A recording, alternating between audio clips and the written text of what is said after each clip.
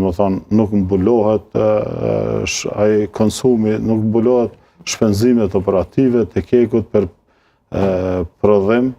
të 1 megavati, sigurisht kostoja e prodhimit të 1 megavati kushton dikon afër 40 euro, derisa keku nuk e ka ngrit çmimin që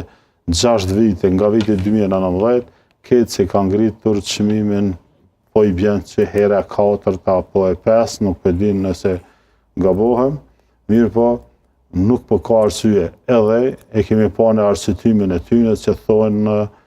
janë rritur edhe shpenzimet operative për shkak të punëtorëve, rritjes së pagave të punëtorëve, rritja e pagave të punëtorëve të kecit për gjitha këto vite